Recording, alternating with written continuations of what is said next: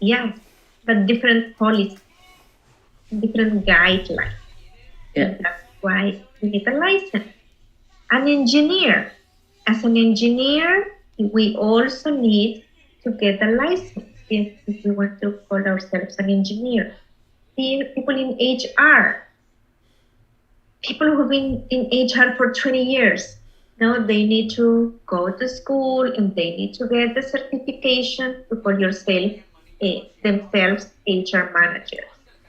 If you are a social worker, if you are a teacher, there are many occupations that require to have a license. Even if they don't say, do you have Canadian experience, you need to have a license to demonstrate that you know how it works here. But for example, customer service. You've been in customer service there. Like Mofit, you've been in the financial industry for 10 years. You have the customer service experience. But you might need another type of license or certification to do insurance because of the guidelines and policy. Right? So how do we exactly find out, is it really required or no? Where I can find out that information? By looking at job posting. Okay. Yeah, look at the job posting. For example, you can go to RBC Insurance, go to a bank, you can check Sun Life, the major or the most recognized insurance company. Okay. Sun Life, So if they have not requested anything like that, no need to worry about it. Mm-hmm. Yeah, it depends. Okay. But for all of them, I might assume that they require you to have a license. And for you to get the license, you need to be a permanent resident of Canada. If you find another, like, I cannot really tell you names, but there are other kind of financial institutions, companies that are like multi-level companies. They do insurance, they do it, but you have to bring a friend, and then you make money because of with all the the insurance licenses that your friends are selling. You get a commission. They tell you, oh, you don't need to be permanent resident. That usually works against my client. About 2 years ago, I had a group of people who were coming from Nigeria, and they had been working in banks. So they kind of had some financial experience. And one said, oh, I met this person, and they said about this insurance company. And so like 4 or 5 people went. They took the training. I think you pay like $200, $300. I don't remember how much. It might have increased. But at the end, they just spent the money and they didn't make any money from it. Don't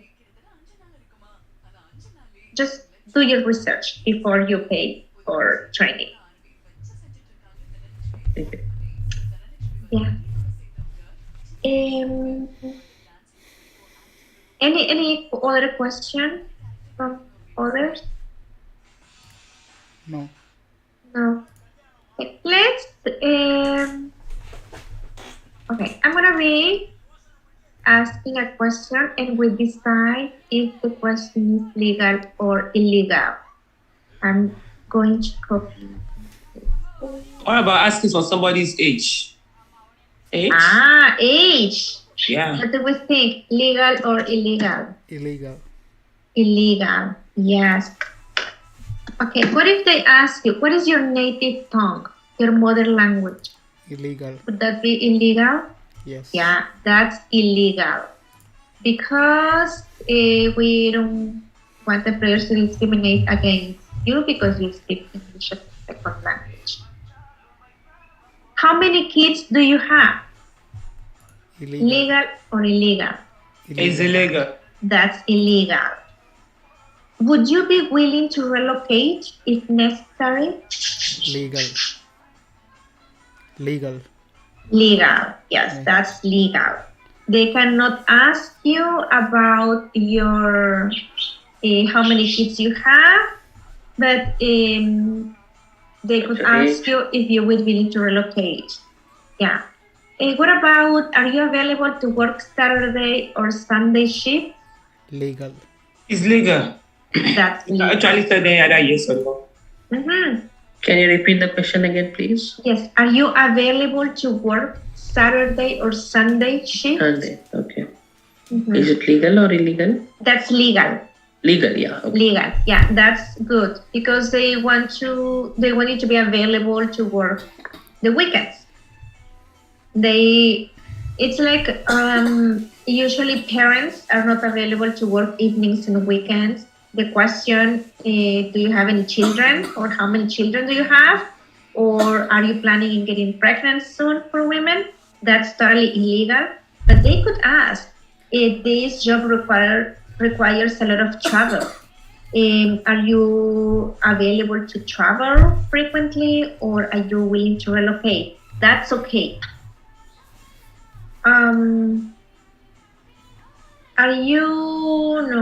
What have you had any reason for past illnesses or operations? Could be illegal. Illegal. It's illegal. That's illegal. Yes. Yeah. An employer cannot ask you Health about condition. your health condition. They could ask you, why did you leave your last job? You probably had health issues that prevented you continue working. So you could say, in the past, I had health issues that, and I had to leave my job. But let me assure you that at this moment, I am healthy and I am able and available to work full time, for example.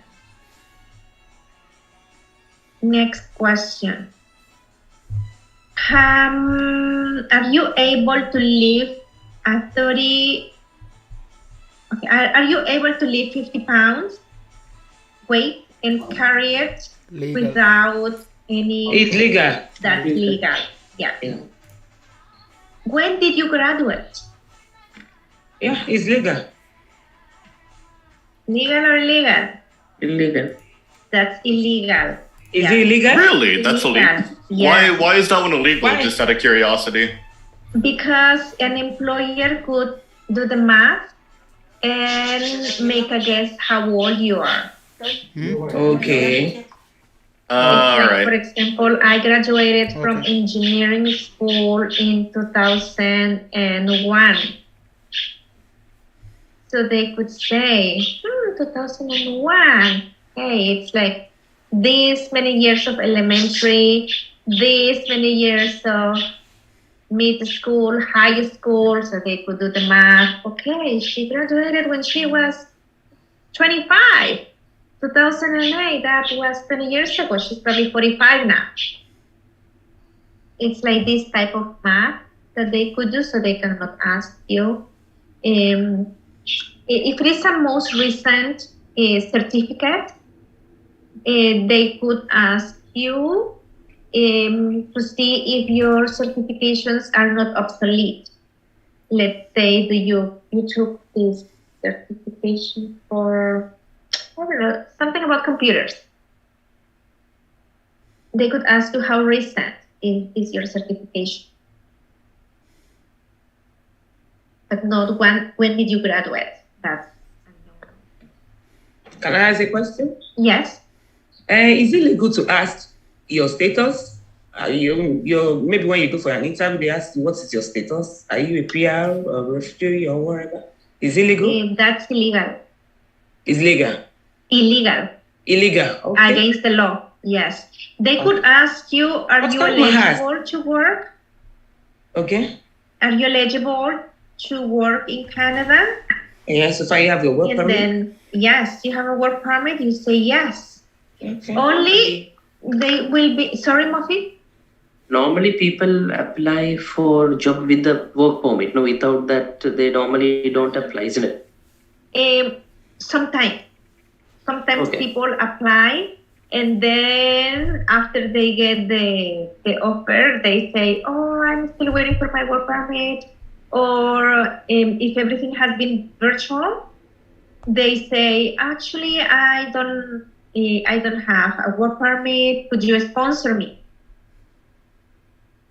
And they ask the employer for a sponsorship. After they have done all the process. Yeah. But most of the time, people apply with a work permit. So they could ask, are you eligible? There are only a few jobs that require you to be permanent resident or Canadian citizen, depending on the nature of the job. But you will see the note at the bottom of or as part of the requirements for the job. This job requires you to be a permanent resident of Canada by the time of the recruitment or the final decision. Because of the nature of the job, this job is only open to Canadian citizens. There is nothing about age, but there are some jobs, for example, a pilot. If you are 60 or 60 plus, you cannot continue working as a pilot. That is part of the nature of the job. Other times in which your age might be asked is that, for example, there is a program called summer jobs. And the government provides funding to some companies to hire youth between 18 and 29 years old for the summer, or those who are recent grads, but recent grads who are 18 to 29. And that will be part of the requirements for the job. The applicants should be between 18 and 29. That is not against the law, it's because of how they are getting the funding. But they cannot ask you, how old are you? Let's say you fall under 18 to 29 years old, but they cannot ask you, how old are you? You're supposed to be between 18 and 29. But they cannot ask your age. It's a little tricky sometimes when we talk about the nature of job. Also, they cannot ask about your gender. But there are some jobs, for example, if you apply to women's health and women's hands, you must identify yourself as a woman to work there. If you do not self-identify as a woman, you cannot apply because that's part of the nature of the job. Let's say about, there are some programs for people who are 55 plus. You must fall under that age category as well to apply. But you will see it in the job posting. The requirements will be in the job posting, but they cannot ask you directly in the are you authorized to work in Canada? That's legal. Let's talk about it. Have you ever been arrested? Legal or illegal? Illegal. Illegal. That's illegal. Yes, Yeah. they cannot ask about if you've been in jail or not, or if you've been arrested or not. Yes, they could- can do. Yeah, pardon me? I say yes, they can do because I have to do a police background check instead of asking that.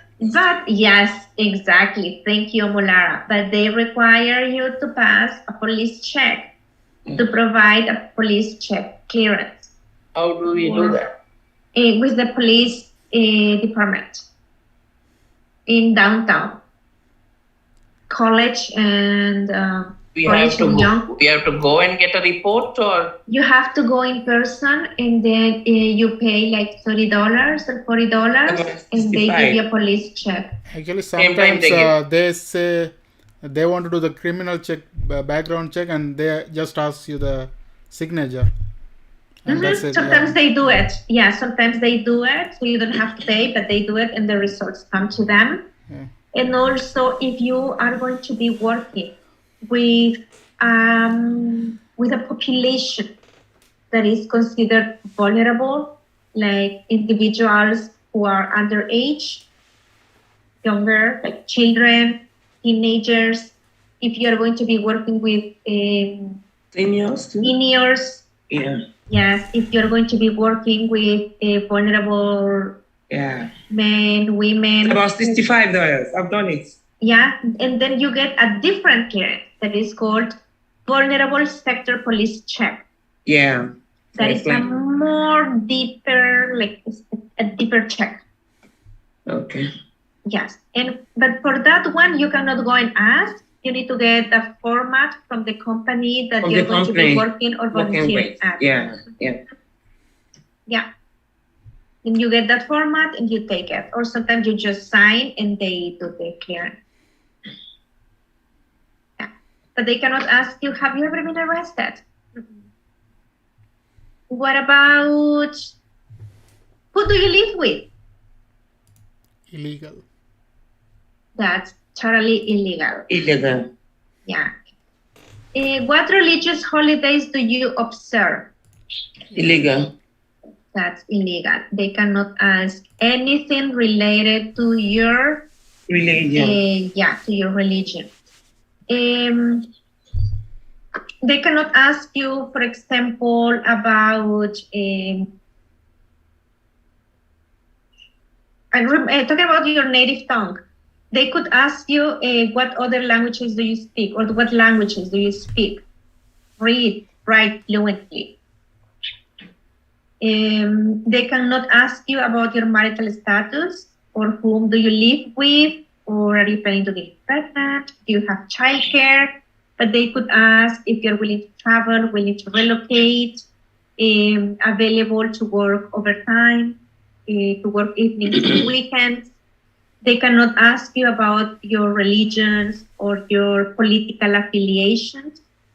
They could ask, like, if they just need to know about your professional or trade groups or organizations that you belong to. Do you belong to a union? Do you belong to a professional group or to a professional network? They cannot ask about your disability.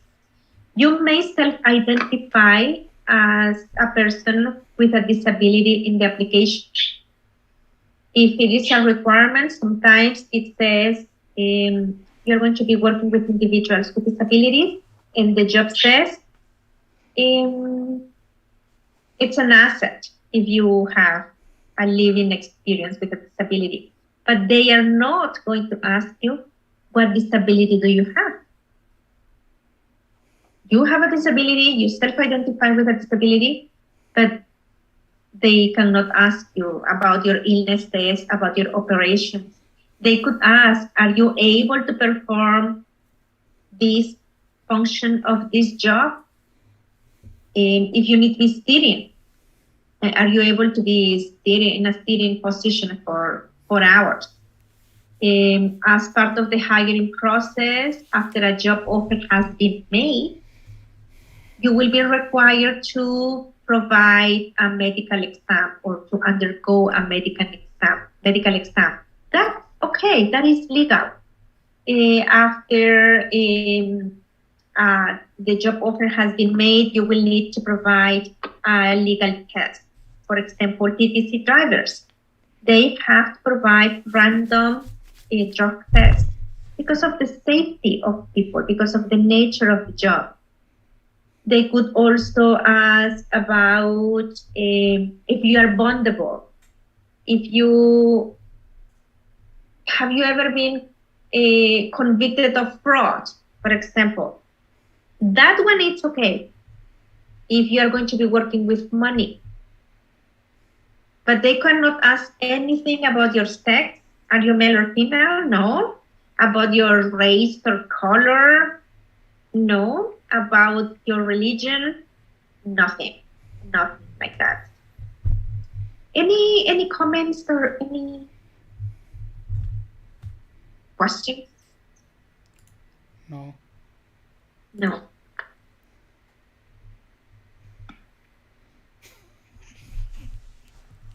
Remember, Ontario Human Rights Code entitles all individuals to equal opportunity of employment without regard to race or color, national or ethnic origin, religion, age, family or marital status, sex, pardon, conviction, disabilities, citizenship or place of origin, and sexual orientation. What would you do if an employer asks a question that is illegal? How would you respond to this question?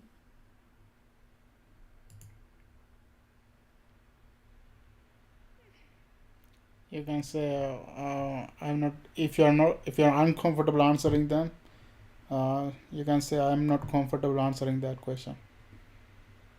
But before that, you could say, may I know how is that related to the job?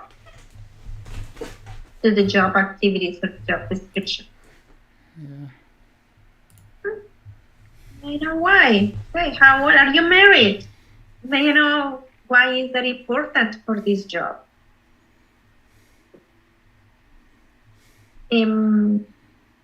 Some people come from other places. For example, I'm originally from Mexico. I've been here for almost 20 years, but when I came, I remember that, or I still see it, that in Mexico they ask for a job. Seeking for an engineer, 25 to 35 years old, male engineer, married. And what do they do with the applications? They bring their CV. The CV needs to have a picture. Do we use pictures in our resumes here? No. And also there is a section for personal information. The picture is here, personal information is here. Religion, age, marital status, information. When will you need to provide a picture for a job application in Canada? There's something you need to provide a picture. When do you need to provide a picture? Brown rice. For what kind of job? Model. Acting. If you're in the advertisement industry, you need to submit. Okay, now it's like they could ask about ethnicity. Seeking for a model 18 to 25 from Hispanic background. Now, it's like if you don't look ethnically, you don't look like what they need, they don't hire you because of your looks. And it's not discrimination. It's because of the nature of the job.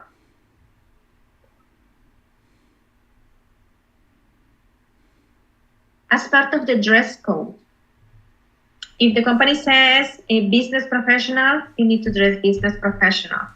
If the company says business casual, okay, you don't need to dress business professional if not needed.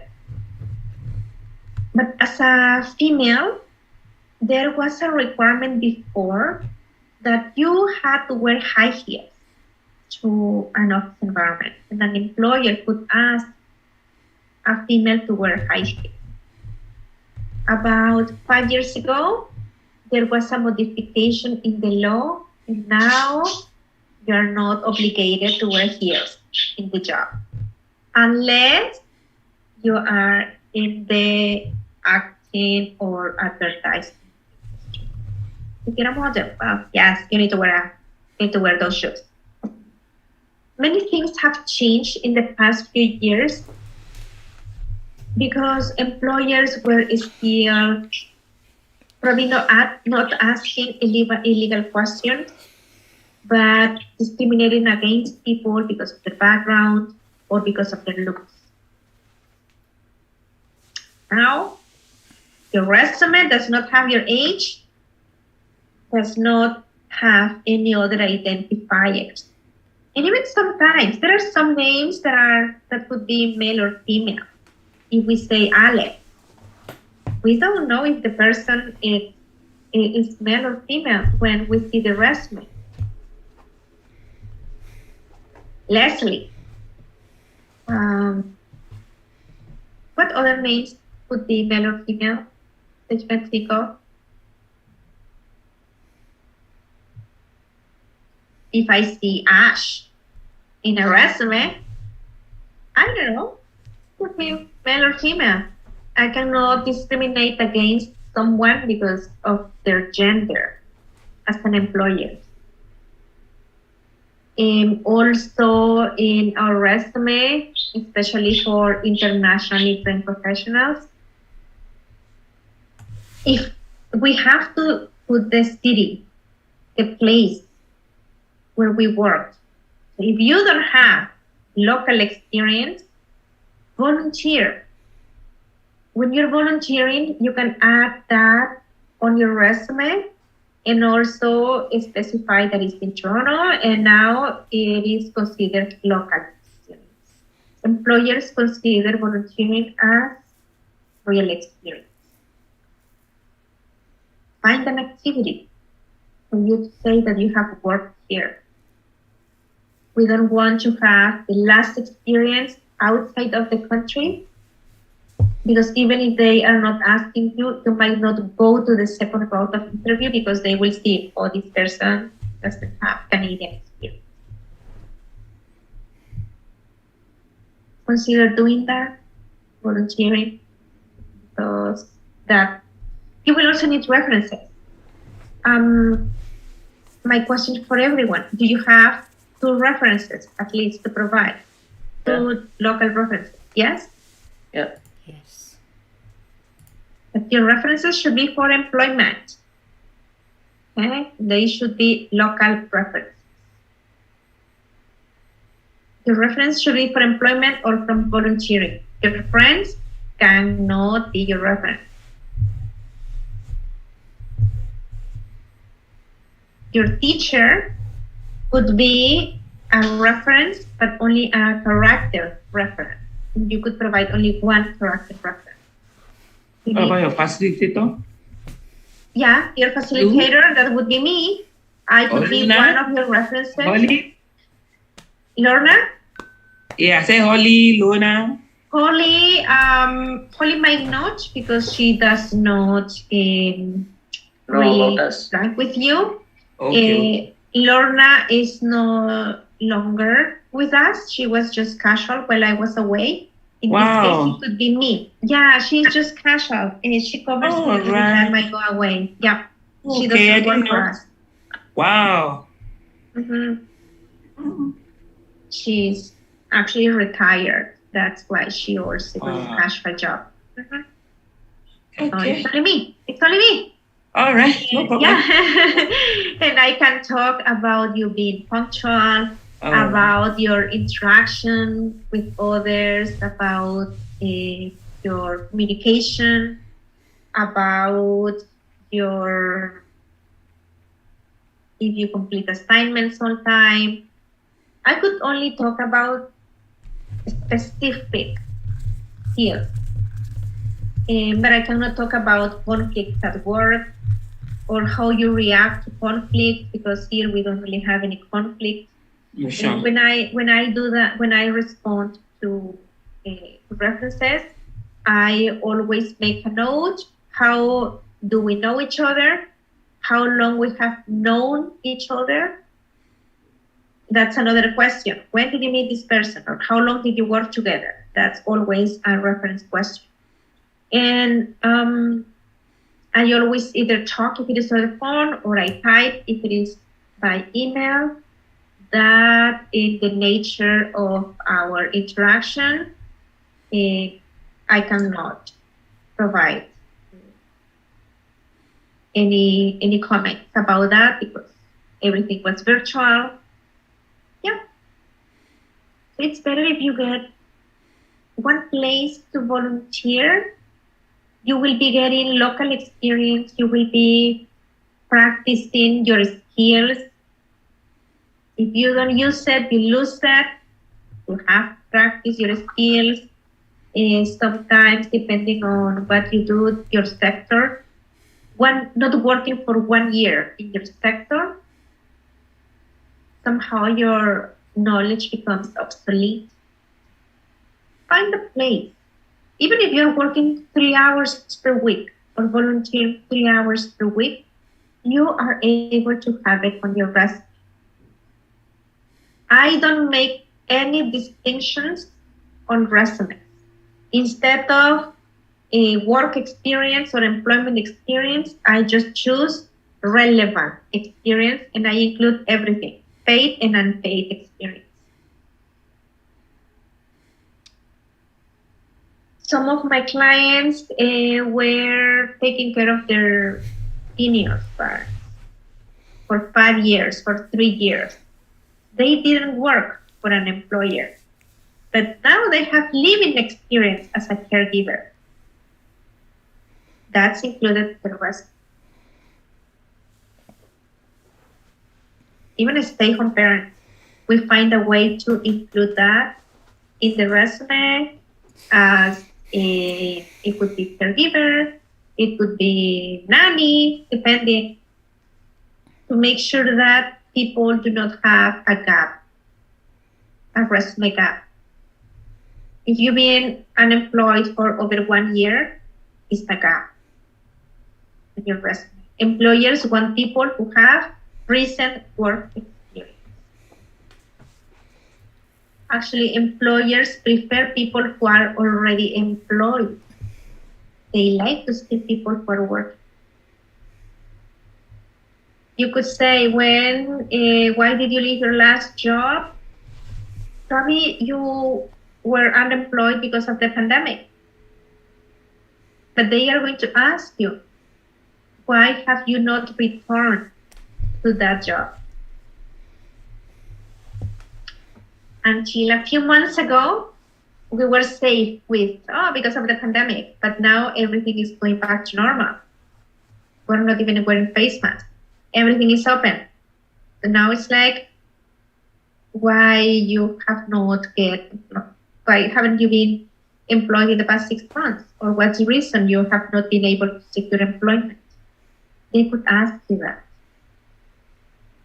Make sure that you don't have a gap, a resume gap. We want you to get employed as soon as possible or to move forward. Probably employment is not your next step, and your next step is school or training or some type of certification or volunteering. Some people need to volunteer in order to gain the experience and the references. Any comments? No. Any cup of coffee?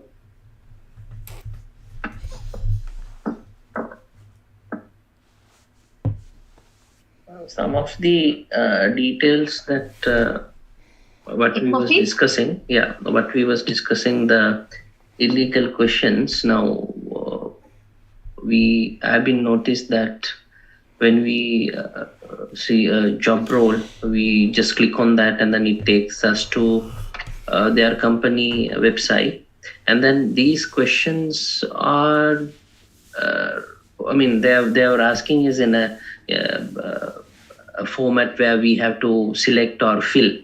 Now you're asking about the gender and all those things, but is that fine? I mean, is it legal? So directly they cannot ask illegal questions, but is it? No, you have to make sure that it's actually a legal website, because there are a lot of scamming opportunities. Okay. There is a lot of scam on Indeed, even on Indeed. So how do you avoid that? Because even within a lot of legal sites, like you're saying, there are a lot of questions to ask. What's your gender? Male, female, prefer not to say, whatever.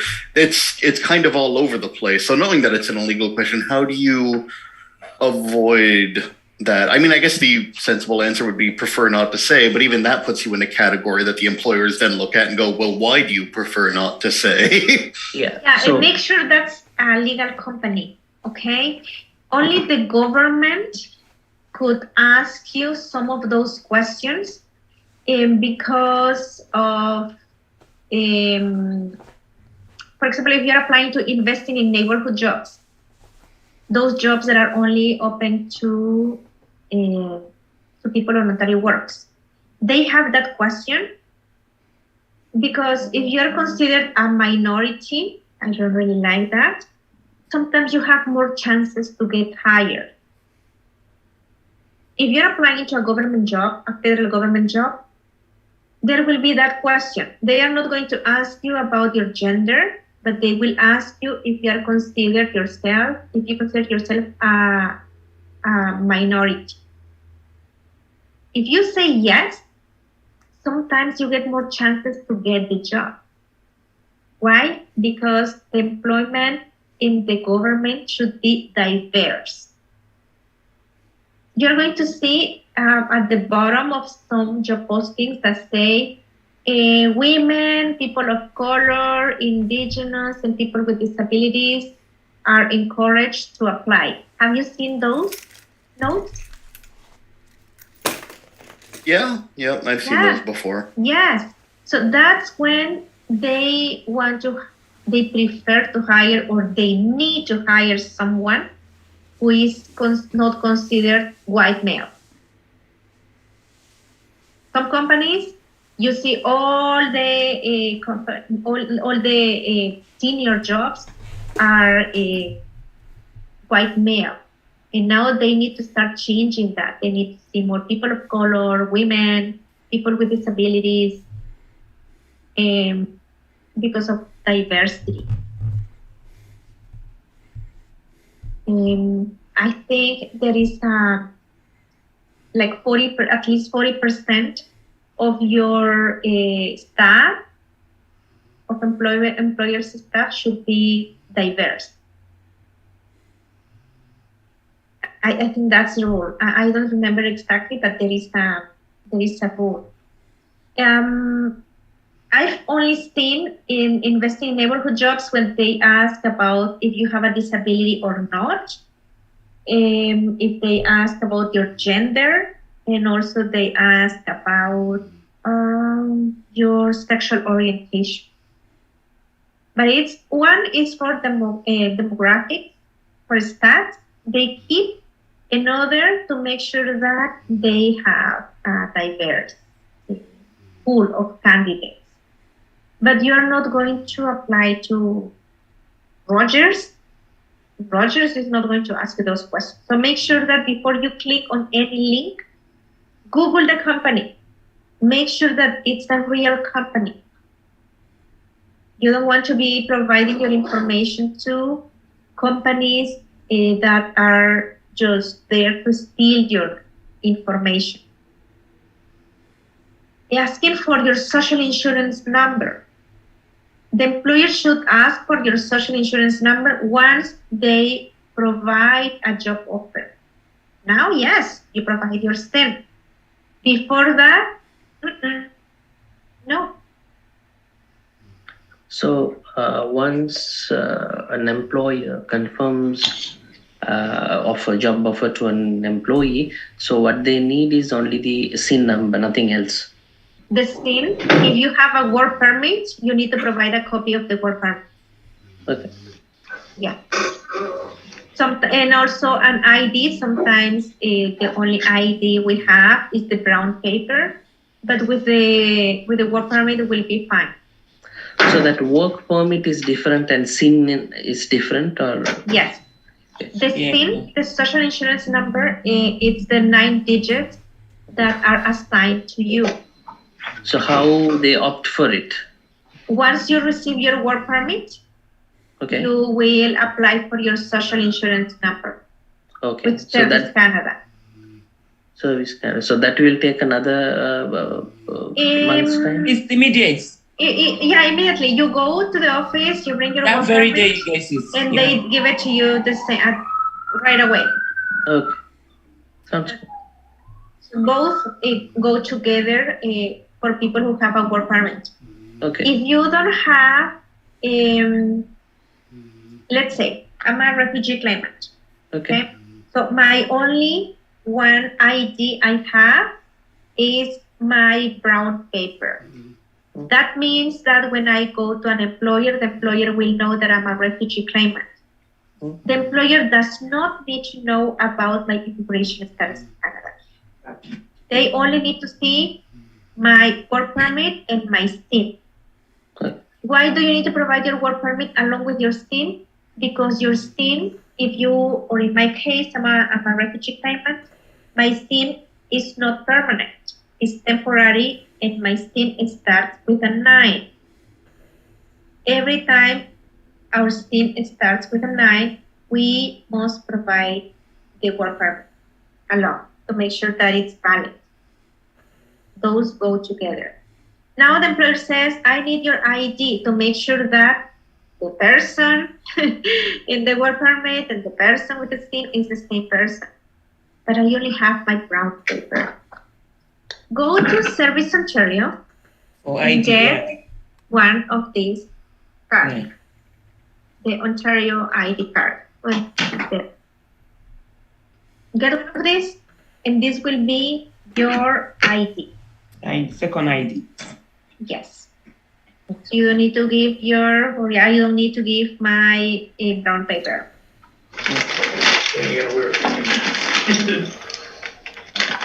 Hi, Alicia, welcome. Good morning. Sorry I'm late. I had to come to work this morning for somebody. No worries. Okay. Any other comments, questions? Okay, I wanted to tell you about the SIN. Some companies still have that SIN option in the application. Just type 000 000 000 000, and you will move to the next page. But do not provide your STIN to anyone who is not offering a job. If you are going to an employment center that is funded by Employment Ontario or the federal government, they will ask you for your STIN to make sure that you are eligible to receive service. But with the SIN number, what they can do if you give the SIN number? People can steal your SIN, and they can be working with that SIN and not paying taxes, and then you will have to pay for those taxes. So where the money will go? Because the SIN is not connected to a bank account? No, the SIN is your social insurance number, is what makes you eligible to work in Canada. But believe it or not, some people steal social insurance numbers. They give it to other people to work, like let's say individuals who are not eligible to work in Canada. They buy a SIN, they work, and sometimes they don't pay the taxes. And now the person, it's like, let's say someone stole my SIN. Now when it's income tax season, I submit my income tax report and I get a letter from Credit Canada that says that I did not include this particular employer, and now I need to pay a fee because I didn't include them, and I have to pay the taxes for that. It happened to me. Like I paid like extra 2,000, actually 4,000, because somebody used my SIN card and add extra 10,000 to the income, so they want the tax return back, also extra 2,000. Fine. Yeah, so 4,000 I paid, and it 10 years I made the complaint, and I always call every year. It took 10 years and still not solved. Wow. I'm sorry. Yeah. Yes, it happens. So be careful with your SIN. Don't when you get your SIN, they will give you a paper. They used to give a card years ago. Now they only give you a paper. Don't bring your SIN with you in your wallet, because that's very personal. That's very private information. Keep it in a secure and safe space. How would you know if somebody's using SIN? you probably have to wait until income tax system. But also, if you create an account on Service Canada, you can see there what do you do with your SNP. So it starts Your using employers who is using it. Okay. Yeah, create an account with Service Canada. Okay. Yeah. Thank you. You're welcome. Oh, break time. Let's take our 10 minutes of break. Otherwise, I just continue. Remember, I like to talk. Let's come back at 11:30. All right. Enjoy your break. Bye-bye. Thank you. Thank you.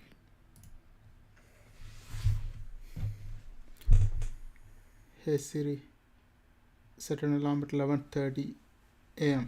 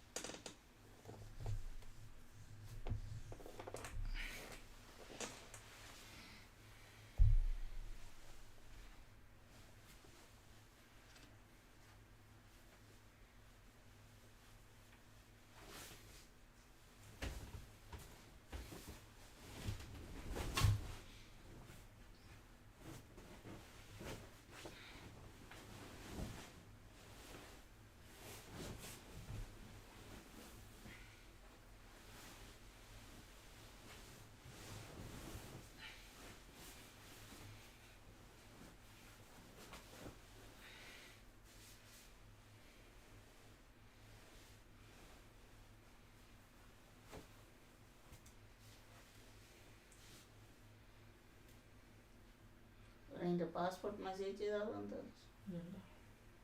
பார்க்குறனியா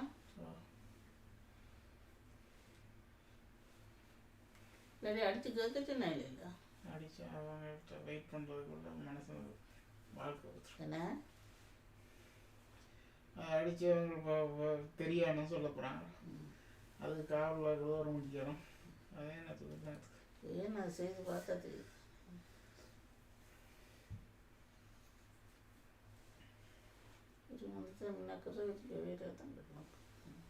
இந்த இது அடிக்கிறேன் டேண்டைக்கு 12 மணிக்கு இப்போ அடிச்சுதான் எனக்கு மூணு அண்ணா அடி வாங்க போகிற ராஸ்கல் சிட்டிசன் பேசாமல் இருப்பான் பேசி கொண்டிருக்கிற பேசாமல் இருக்கும் 12 மணிக்கு இருக்கு அடி 12 மணிக்கு நீங்கள் இப்போ வேலை விட்றீங்க. இப்போ புதன்கிழமை என்ன எப்போ வேலை விட போகிறீங்க? இந்த நாளைக்கு ஃப்ரீ தானே? 2 மணி போல அடி.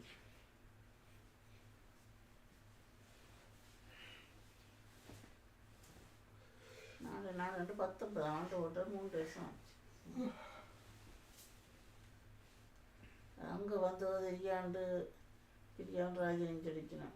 அது நாங்கள் இருந்தோம் வந்தோடு அது வந்துட்டு உங்களுக்கு எப்பயுமே சிட்டிசன்ஷிப் ஸ்டேட்டஸ் தான் அங்கேயும் கார்டு எடுக்கலாம். என்ன இப்போ அது வந்துட்டேன்டா சிட்டிசன்ஷிப் உங்களுக்கு வந்துட்டேன்டா நீங்கள் இப்போ சிட்டிசன் அது மாதிரி இப்போ பெர்மனன்ட் ரெசிடென்ட் கார்டு தொலைஞ்சா 50 ரூபா எடுக்கிறீங்களா அது மாதிரி இதையும் எடுக்கலாம். சிட்டிசன் வந்து எங்கள் கையில் கிடைக்காம இருந்தாலும் கிடைக்காட்டிக்கு நீங்கள் சொல்லலாம் எனக்கு கிடைக்கலன்னா திருப்பி ஃப்ரீயாக வாங்கணும். அதுதான் சொன்னேன். ஆனால் உங்களோட ஸ்டேட்டஸ் சிட்டிசன் தான். உங்களோட ஸ்டேட்டஸ் சிட்டிசனாக தான் இருக்கும். இப்போ பெர்மனன்ட் ரெசிடென்ட்டாக எங்களை கார்டு தொலைஞ்சா என்னென்னா நாங்கள் பெர்மனன்ட் ரெசிடென்ட் தான். இப்போ கனடாவில் பெர்மனன்ட் ரெசிடென்ட்டாக இருந்தால் எங்களோட பெர்மனன்ட் ரெசிடென்ட் கார்டு தொலைஞ்சாண்டா என்னண்டானா நாங்கள் பெர்மனன்ட் ரெசிடென்ட் தான். அது கார்டை பேமெண்ட் எடுக்கலாம். அது மாதிரி இப்போ நீங்கள் சிட்டிசன்டா சிட்டிசன் கார்டு கிடைக்காது உங்களோட ஸ்டேட்டஸ் சிட்டிசனாக தான் பதிஞ்சிருக்கோங்க. இப்போ நீங்கள் வந்து கால் அடித்து உங்களோட இதெல்லாம் சின் நம்பர் எல்லாம் சொல்லிக்க அவங்களுக்கு பார்ப்பாங்க சிஸ்டத்தில் பார்த்தா நீங்கள் சிட்டிசன் தான் இருக்கும். சிட்டிசன்டா கார்டு வந்து தருவாங்களோ அதுக்கு நாளைக்கு பார்ப்போம். அந்த இந்த 3 வருஷமாச்சுல்ல இடம் மாறினால இங்கே மாறி போயிட்டு ராயந்த அட்ரஸ் கொடுத்தது தச்சியில் அந்த இப்போ இருக்கிறேன்னு சொல்லி தானே அந்த அட்ரஸ் கொடுத்தது.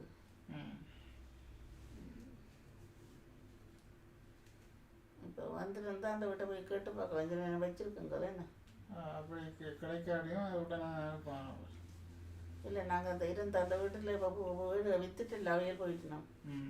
இப்போ இருக்கிறாக்குன்ற வீட்டை கேட்டுருக்கோம் இந்த பேரில் வந்தோம்னு சொல்லி உங்களுக்கு ஒரு டெஸ்ட்டும் தேவையில்லைன்னு சொன்னோம். அப்போ நீங்கள் சிட்டிசன் தான் நினைக்கிறேன். இப்போ அது அனுப்புனது வந்த வரையில் தெரியாது. விளையாட்டிக்கும் உங்களோட ஸ்டேட்டஸ் மாறினா சரி, அதுதான் முக்கியம். அதான் காட்டிருக்கணும். காட்டப்பையும் எடுக்கலாம். இருந்த சிட்டிசன் தான் நாங்கள் எம்பியாக்கள் இல்லை டைம் என்ன அலுவலும் கதைக்கலாம் இல்லை. சிட்டிசன் தான் அமெரிக்காவுக்கு நீங்கள் சும்மா போயிட்டு நான் போகிறேன். நீயும் போடு சேர்ந்து நானும் இதான் போகிறேன். ஏண்டா இதெல்லாம் வந்து அங்கே எல்லாம் பிஸ்னஸ் எல்லாம் செய்யலாம் சிட்டிசன்ஸ். அப்போ 2 பேரும் போயிட்டு வரலாம் போடு.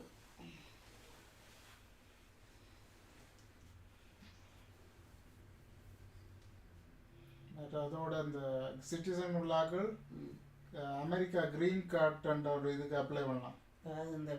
அப்ளை பண்ணால் நாங்கள் அங்கே போய் வீடு எடுத்துட்டு இருக்கலாம். அது இஞ்சத்தை விட பல மடங்கு விலை குறையும். அது ஸ்ரீலங்காக்கு இல்லைடா அந்த கிரீன் கார்டு. அது டியூவல் சிட்டிசன் ஸ்ரீலங்காவுக்கு. இது கிரீன் கார்டு அமெரிக்காவுக்கு. இப்போ கனடியன் சிட்டிசனாக இருந்தால் அமெரிக்கா கிரீன் கார்டு எடுக்கலாம். அதை எடுத்தால் நாங்கள் அங்கேயே வீடு வேணும் நல்ல சீப்பாக. அதெல்லாம் செய்யணும் கொடுக்க. அது எனக்கு 3 நாளைக்கு முதல் தான் பார்த்தேன். ஒருத்தன் சொன்னான், நான் இங்கே கனடாவில் இருந்து இப்போ அமெரிக்காவுக்கு போய் பிஸ்னஸ் செய்ய வேண்டிட்டு கனடாவை விட எவ்வளோ பெட்டர். கனடாவை விட அமெரிக்காவில் போய் பிஸ்னஸ் செஞ்சால் எவ்வளோ பெட்டர், நல்ல இது. அப்போ எப்படி போனேன்னு பிறகு நான் கூகுளில் சர்ச் பண்ணி தான் பார்த்தேன். கனடா சிட்டிசனாக இருந்தால் அமெரிக்கா இதுக்கு அப்ளை பண்ண கிரீன் கார்டு. நீ படிக்கணுமா சிட்டிசனுக்கு? சிட்டிசன் நான் இங்கிலீஷ் டெஸ்ட் எழுதணும்னு நினைக்கிறேன் அந்த கனடாவை பற்றி. அது படிக்க இல்லை. அதான் இப்போ 600 படிப்பிக்கிறாங்களா? இல்லை ஒரு லிங்க் கிளாஸோட சேர்த்து படிப்பிக்கிறாங்க. அது 1 வருஷம் வெயிட் பண்ணி தான் அந்த எக்ஸாம் தான். சரி, இப்போ அது ஆயத்தப்படுத்தினா 1 வருஷம் போகிறது ஏன் போயிட்டு? அதுதான் 600 கட்டிட்டு வெயிட் பண்ணது. இல்லை அது நீங்கள் படித்த நீங்கள் தெரியும். அந்த அரசியலை பற்றி தானே கேட்பாங்க, நாட்டை பற்றி. அது என்ன உனக்கு அது பொது அறிவு மாதிரி தான். நான் கொஞ்சம் படித்தா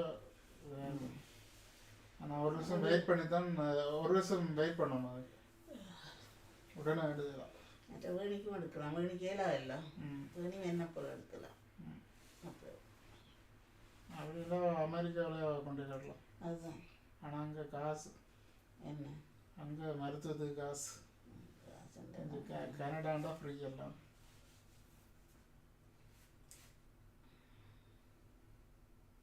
சரி, ஏதோ ஒன்று செய்யறாங்க. அங்கே கவர்மெண்ட் ஹாஸ்பிட்டல் இல்லையே இருக்குதான். அங்கே உள்ளாக்களுக்கு இங்கே கனடா மாதிரி ஃப்ரீ இல்லை கவர்மெண்ட்டும்.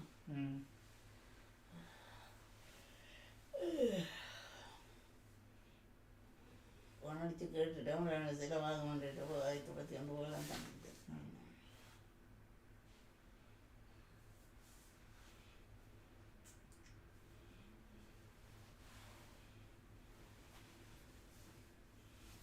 ஆனால் ஹோட்டலில் இருக்கு அதுக்குள்ள நம்ம 20 விட்டு சும்மா பொத்தி கொண்டு எல்லாம்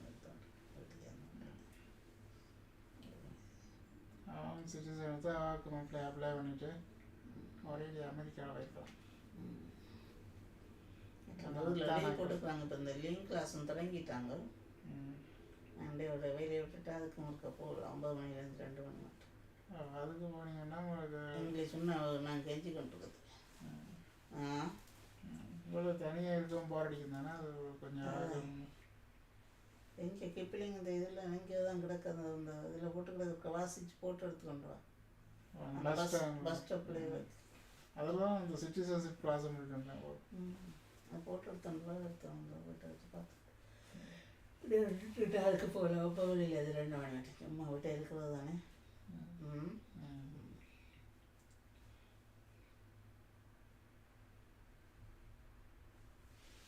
கொஞ்சமான முடிய தான் கொஞ்சம் நாங்கள் வாய்க்குள்ள இங்கிலீஷ் வருது கொஞ்சம் தாண்டது. அது கொஞ்சம் ஸ்பீக்கிங் இங்கிலீஷ் தானே அங்கே படிக்கிறாங்க.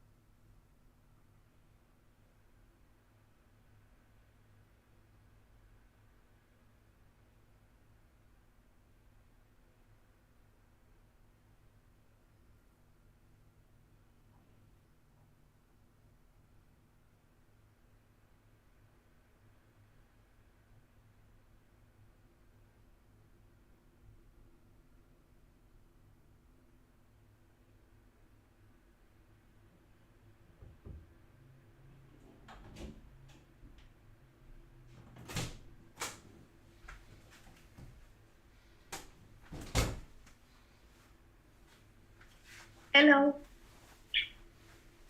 Hello. Welcome back.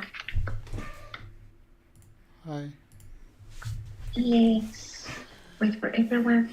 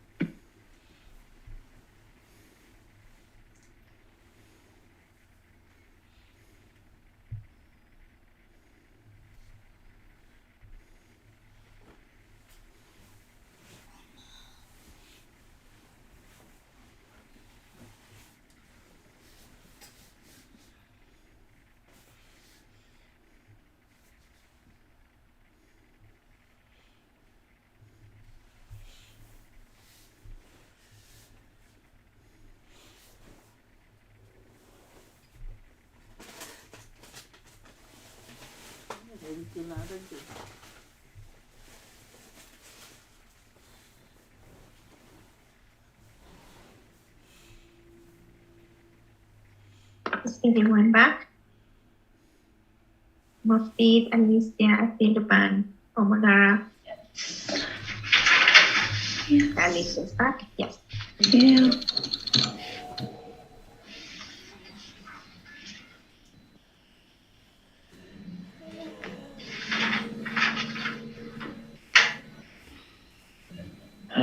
Yeah, Wendelin, I'm back. Yes, back? Okay, good.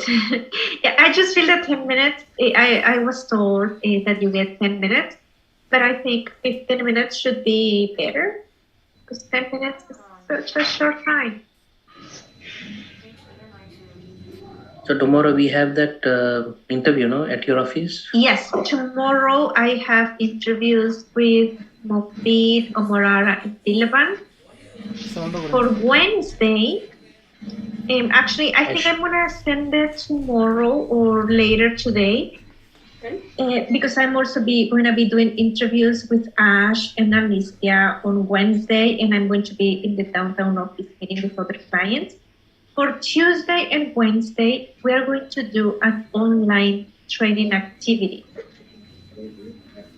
which is you will have to complete like 3-4 certifications for human rights for accessibility for Ontarian Disability Act, for health and safety in 4 steps, and there is one more, women. You have to do those 4 trainings online. You need to keep your records. We can add that to your resume as recent training or certification. That will be done Tuesday and Wednesday. If you are interviewing on Tuesday, you could do it on Wednesday. If you're doing your interview on Wednesday, you can work on it on Tuesday. You will have a few hours to do it. It takes about 1 hour to complete each of those certifications. But I will tell you more about it at the end of the class today, and I will be sending an email with the information. For tomorrow, do we need to bring any CV copies or anything? No, because it's for me, you don't need to bring it. Just if you have a clothing attire, wear your clothing attire. Otherwise, just dress as professional as possible. Just don't wear jeans. So the questions based on the mock interview, what you did, almost the same you'll be asking? Or? Yes, I will provide a copy of some of the questions that I will be asking. Okay. But also, everyone is supposed to send me a job posting. I only received 1 job posting, and I have to take a few questions. I have to ask a couple of customized questions for that particular job. If, let's say, Molara is going to be applying to a PSW, I will ask a couple of questions for PSW. Okay. If let's say I am going to be have an interview, and I will apply to a settlement counselor job, some of the questions will be related to settlement. That's why I need to get the job posting that you would like to apply for me to make sure that you are tailoring your answers to that job, and to ask a couple of questions that are related to that company or to that job. Okay. And by now, everyone should have received an update in your drive. It's a document called interview data sheet, and these are 2, 4, 6, 8, 9 questions, plus 3 or 4 more questions that I will be asking. Some people get more questions than others depending on the job that they're applying. But for sure, I will ask 1 non-traditional question, 1 illegal question. Be prepared for that. It's going to be fun. And the correct answer for the illegal question will be just to tell you that we aren't comfortable answering it, I'm guessing? I actually didn't finish talking about that. Thank you, Ash. Sorry. Yeah, thank you, Ash, for reminding me about it, because we went to other questions. Remember that your interview is also your time to see if you want to work for that employer. If the employer keeps asking illegal questions, do you want to work for a company like that? Now is the time to make your decision. Probably I don't feel comfortable with all these questions, and I might answer or might not answer, and then later just say, or just tell them I'm not comfortable sharing about my private information because I don't feel it is related to the job. Sometimes you could say, you can ask, is that related to what I'm going to be doing in the company? May I know what's the reason that you want to know that private information? You could face that. Now I have a question. Now, yes. What I understand is in this class, Ash, Elisa, and Taliban and all that, few years in this country. So when this topic came up, illegal questions, it was surprisingly no one knows. These are all illegal questions.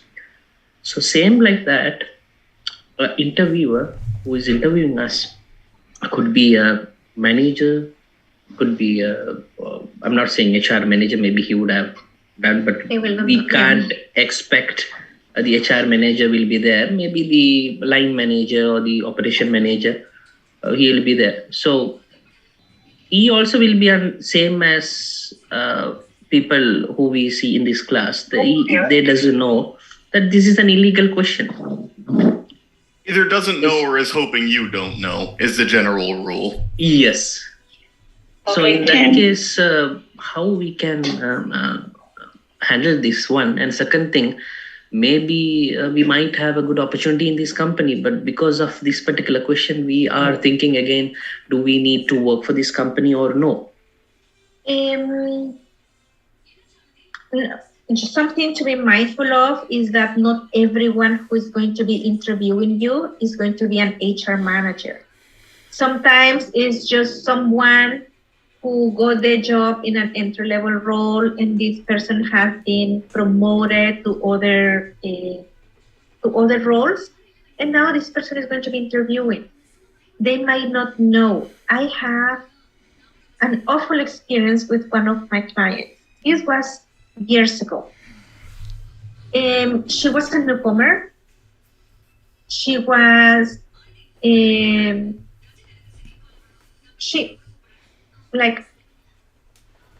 her looks were very gender neutral.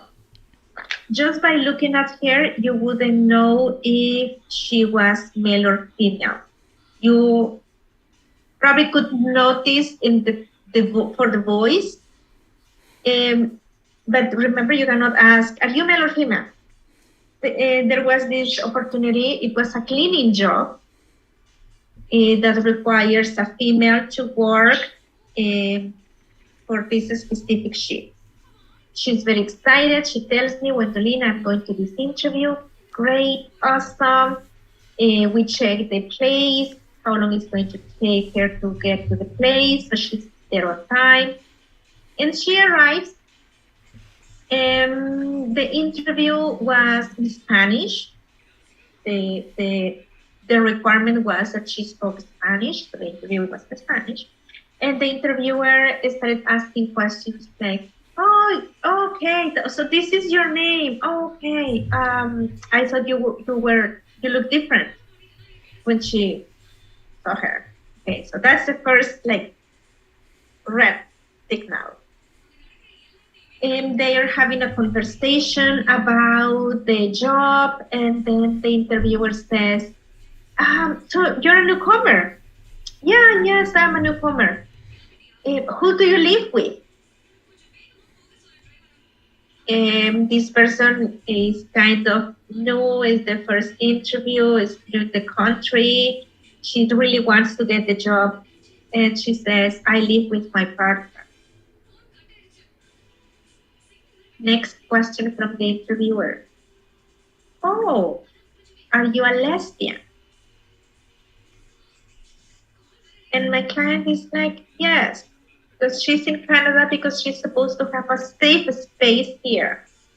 Yes. Next question from the employer. Are you the boy? This question really was like, my client was very angry, she says. And she says, no, we're two women in the relationship. But how all these questions are related to the job? Ask me if I can clean, if I'm punctual, if I'm responsible, but don't ask me about my private life. Now she was very angry. Okay, the interview continued, and then just closing the interview, the supervisor says, this job requires that a female works here. Are you willing to change your attire and to wear makeup? My client is like, you know what? I don't think this is the right job for me. Thank you. She left. My client was a victim, a survivor of torture. My client is here because of everything that happened in her country, and she came here fleeing all the violence because of her look. She's already traumatized. She is already trying to adjust to a new place, and then she gets all these questions in the interview. We were having a conversation, and she was crying. She was in a very emotional state. She was referred to a place to receive counseling. But also I spoke with my managers, with everyone in the company, that this was really like illegal and that we needed to do something else. Fortunately, the place that this client was referred had a lawyer. Not a lawyer, had like some kind of legal advice. And she was recommended to start a claim with human rights. Because all the questions she was asked, my client didn't want to go to any interview for 3 months, probably because she was like, they are not going to hire me because of how I look. They are going to answer me all these questions again. She didn't. So was there a proof that this conversation? In this place, they helped her to go to human rights. She started a complaint with human rights, and they had to go to a hearing with the employer. At the end, the employer said that she didn't have any HR preparation. She didn't know that she couldn't ask those questions. The person said, "Oh no, I just wanted to break the ice. I just wanted to have a conversation with her. I didn't mean to be intrusive." She was paid a few thousands of dollars because of all the hours she could have worked if she had gotten the job. But what she wanted, what she requested, was that the employer train everyone who was going to be interviewing with good practices, so no one else would have the same experience up here. And this for me was like has been the worst case that I've seen with clients being asked illegal questions, because it was re-victimizing the client, asking questions that are not related to the job, asking the person to dress in a specific way that's actually the reason why this person had to flee their country. I'm not telling you that all the employers are going to be like this, but sometimes an interviewer is someone without interview preparation. They don't know what they could ask or they cannot, especially if we're going to a place that is a small company, and if the person is speaking with us in the same first language we have, and they just want to be friendly. Sometimes they might not do it on purpose. They just want to have a conversation with people. But just remember, tell them, how is that related to the job? Keep it professional. Go back. Even if they want to be friendly with you, that's a professional meeting. Just go back to the core of the interview. Just to say, I'm not comfortable and I'm leaving. Don't leave. Just continue with the interview. You could tell them, I'm not comfortable providing such personal and private information. Please explain me how is that related to the job. If it is related to the job, if it is a main requirement for the job, I will see if I share. But just keep it nice. Keep your body language nice, your tone of voice, be respectful, be professional, and don't get angry. Unless it's too much, then you can get angry and you leave.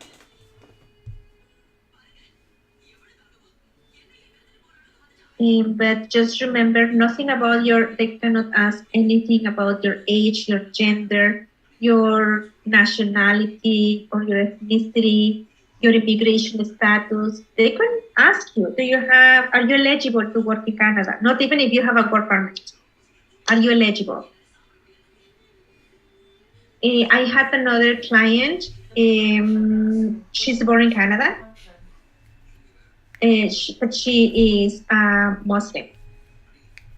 She goes to this place, and it's not a small company. It's actually a large organization. The job requires her to travel. She was asked, "Do you have a Canadian passport?" That's the question. "Do you have a Canadian passport?" And she says, "Yes." "Oh, because we didn't want you to have issues traveling to other countries that they might reject you because of your nationality." She was upset because she was born in Canada and this person was discriminating or making assumptions against her religion.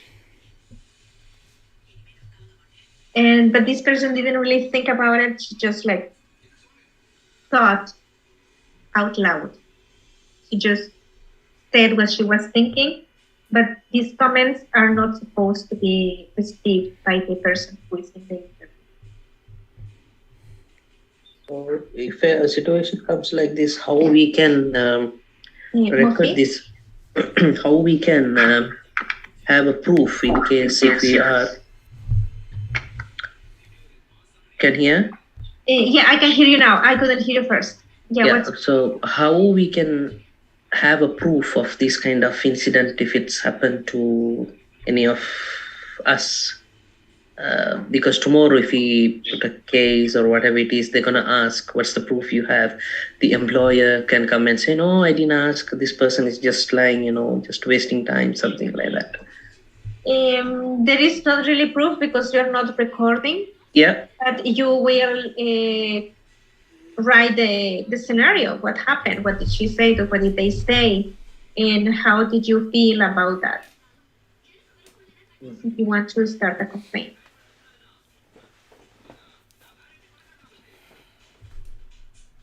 All right.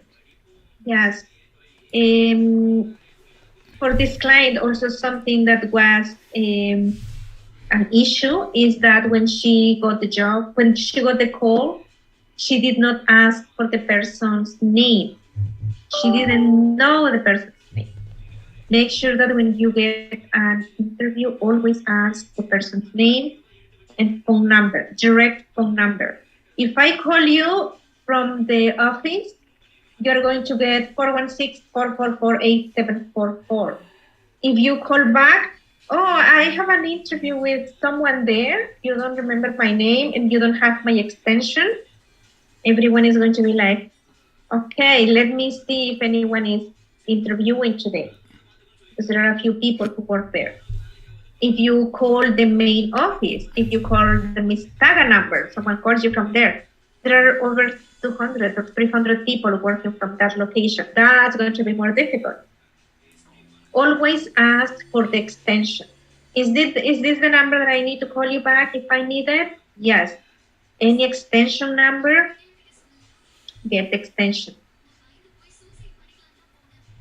You need to have this information when you get that job interview invitation. The name of the person, the full phone number. Yes, Poppy? No, I don't know. No.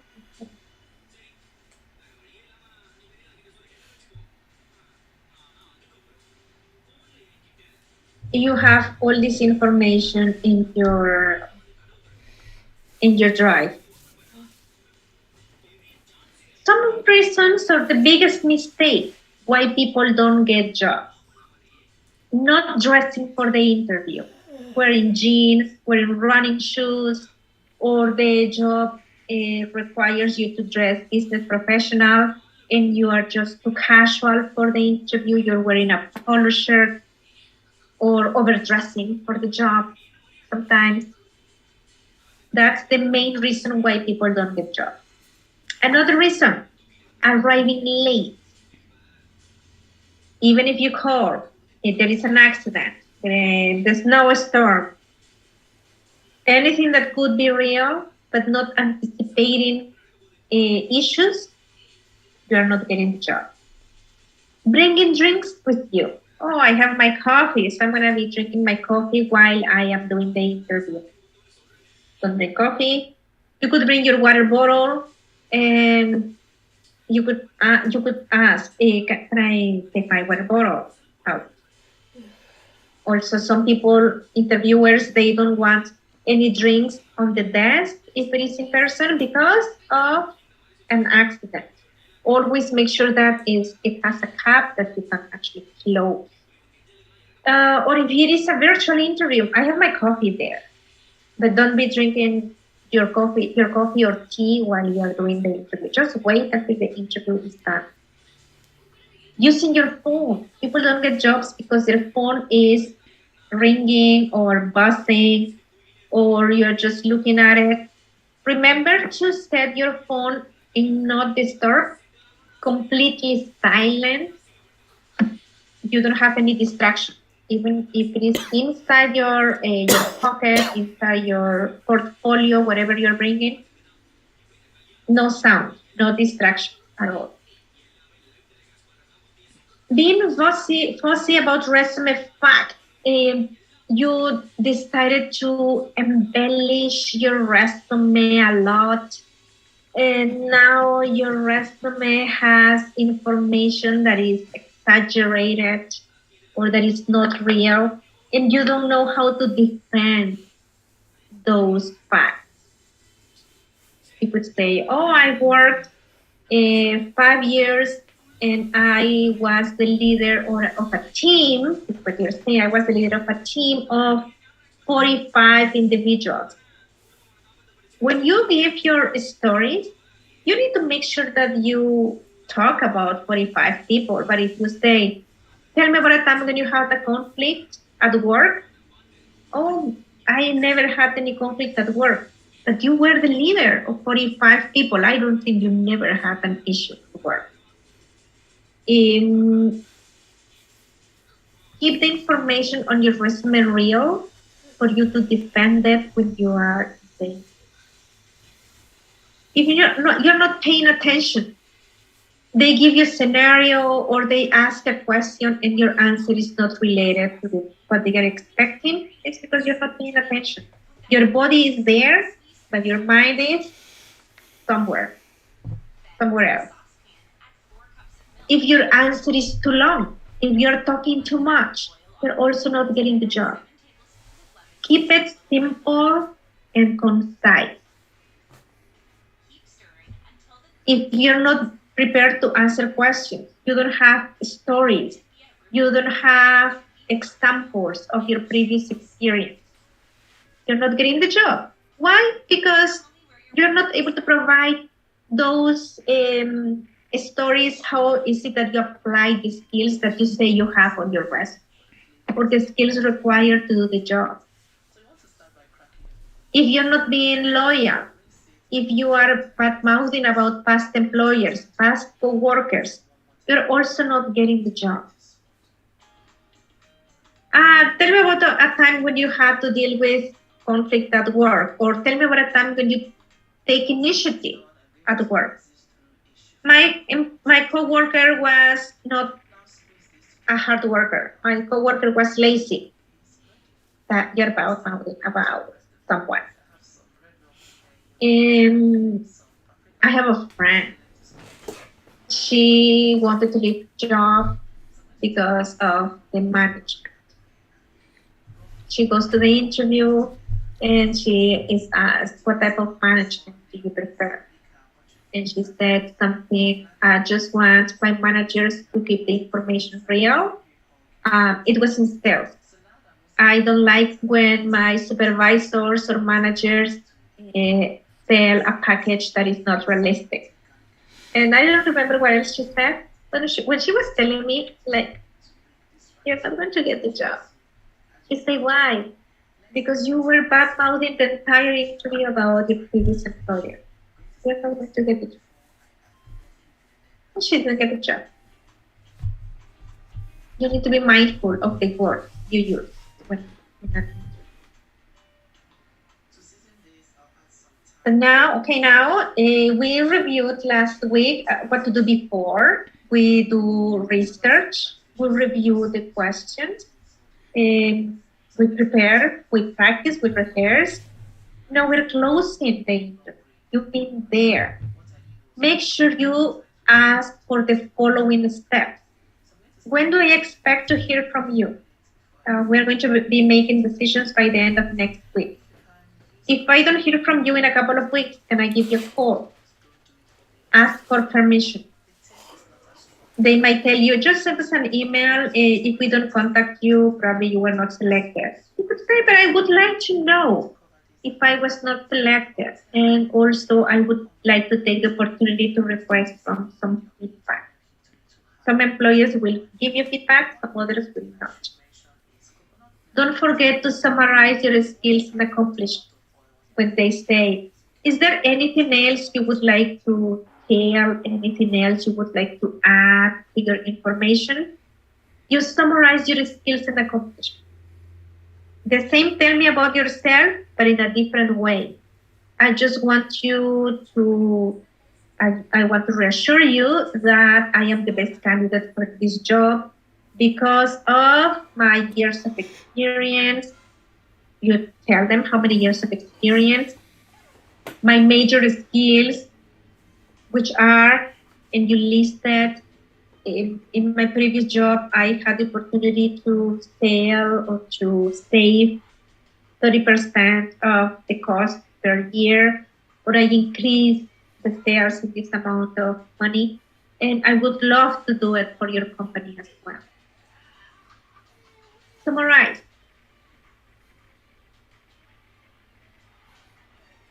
Reiterate your interest in the position in the company. Thank you so much for your invitation. I'm very happy to meet you. I just want you to know that I'm very interested in this job. Reinforce that you are the right candidate for the job. You will summarize your skills and accomplishments.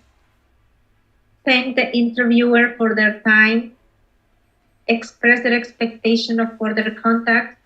Thank you so much for this interview. I expect your call next week. They told you they will be making decisions next week, and I will be happy to expect your call. If it is in person, you could ask for a business card. You can keep your business card there.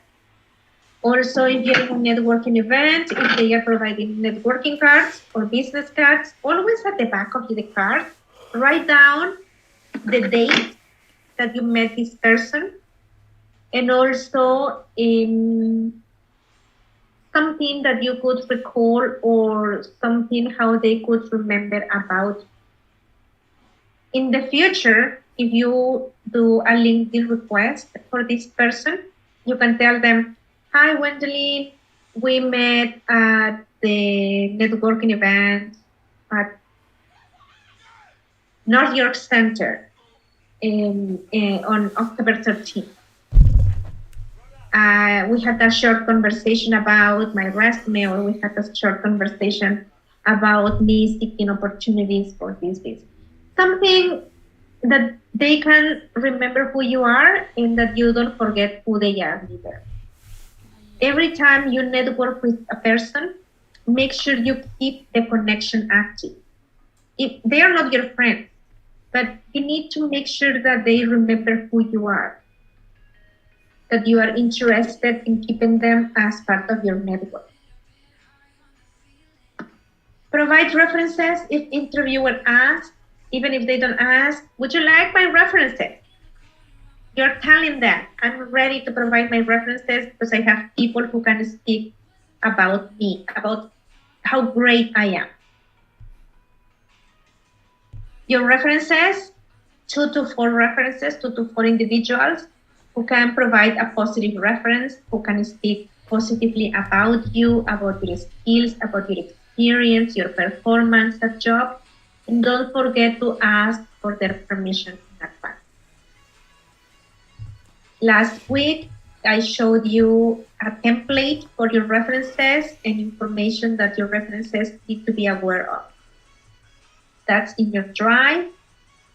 And I think I have the handout here. I have it.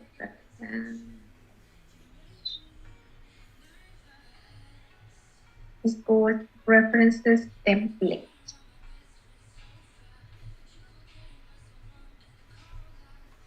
your heading, same heading as you're using on your resume and cover letter, references at the top, and the name of the people, contact information and who they are, and some questions that they will ask the reference.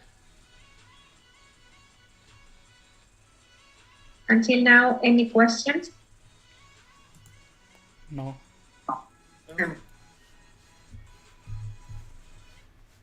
You went to an interview. What do you do? What do you do after the interview? After the interview, what you need to do is you send a thank you email. When you reviewed letters, marketing letters with Lorna, you completed also a thank you email. If you don't have one, let me know. We can make a nice thank you letter. And you could also provide a thank you call, but I prefer the thank you email. No later than 24 hours. Like any information in our brain, we need to reinforce information within the next 24 hours to make sure that the information is kept in our brain. And same with the thank you letter. You need to submit the letter within 24 hours. Any questions about the thank you letter? No. No, then you have your letters, your email. No. Can you repeat that again, please, about the thank you letter? Sorry about that. The thank you letter, everyone needs to submit a thank you email to the person who interviewed you. Okay. You have a thank you email. Thank you for the opportunity to interview about this job. I enjoyed learning about more about the company, about the job. What is the thank you letter? It's an opportunity to, I'm going to mute you. Just is that? Also, your thank you letter is your opportunity to add some information you might forgotten in the interview, or if there was a question that you didn't answer properly, add the sentence. I would like to take this opportunity to tell you a little bit more about these particular questions. I froze during the interview, but after completing the interview, I've been reflecting, and I would tell you this. In case you had a really bad answer, you could fix it in the thank you email. It's your opportunity to talk a little bit more about. Not everyone sends a thank you email. Even my graduates of the program, they know that they need to send it. When they call me, Wendelin, I had an interview. Did you send the thank you email? No. When was the interview? Yesterday. Okay, send it today. When was the interview? 3 days ago. Forget it. Now you lost the opportunity. It's within the following 24 hours. Some employers are nice enough to send you an email that says, thank you for participating in the recruitment process, but we have chosen another candidate who is a better fit or who has more experience for the job. What do? Don't leave just the email like that. Send an email for rejection. I'm sad to see that I was not selected for this job, but I would like you to keep me in mind for future opportunities with the company.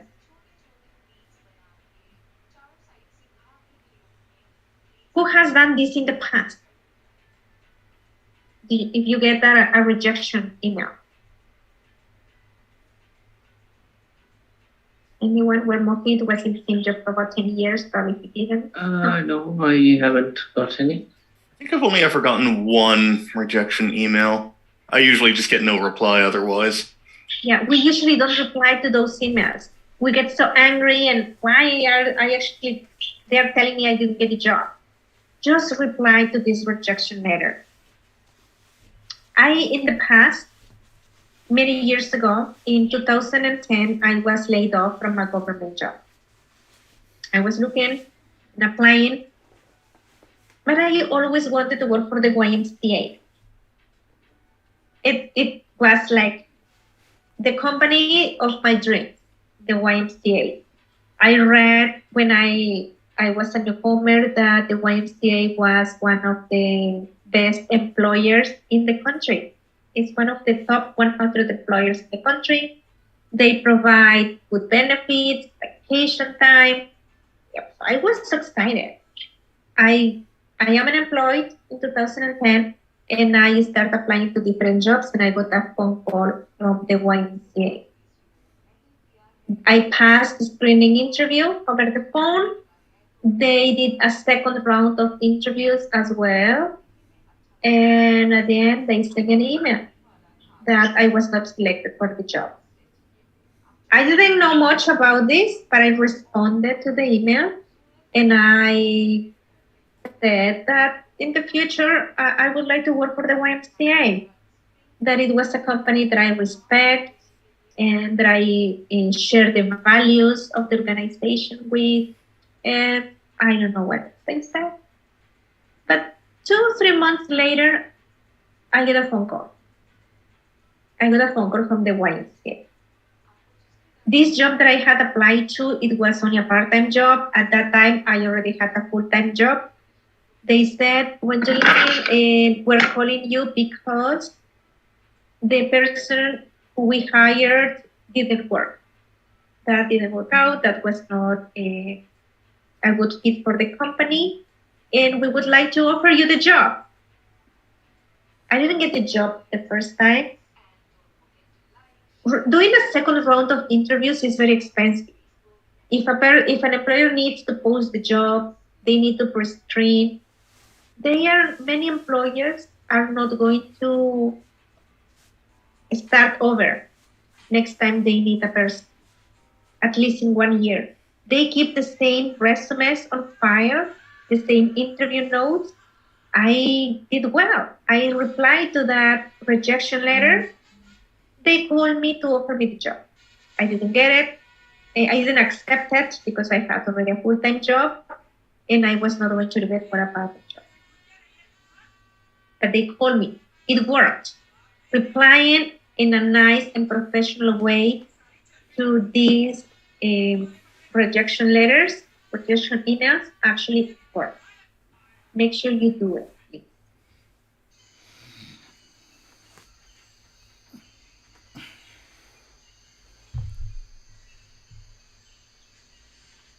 You finish the interview, you're going home, you're the bus, you arrive at home. Evaluate yourself. What did you do well? Did you give a good handshake if needed? What were you doing with your hand, your body language?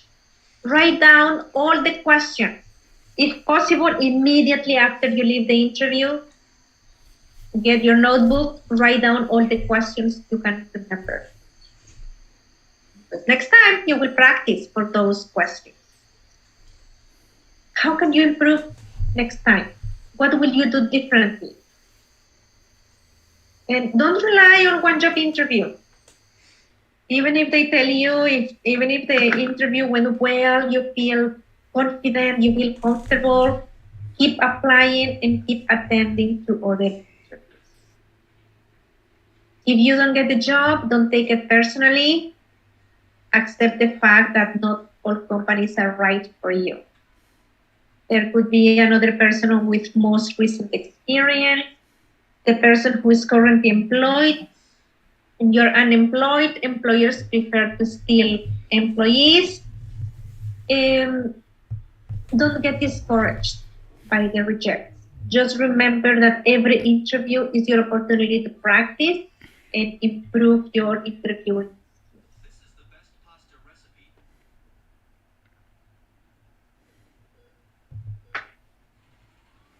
So far, how are we doing with interviewing? Good. All good. Questions? No. No? Good, perfect. It's break time, lunch time is almost 12:15. Let's take our 45 minutes lunch and we'll come back at 1 o'clock. Okay, thank you. All right. Okay. Enjoy your lunch.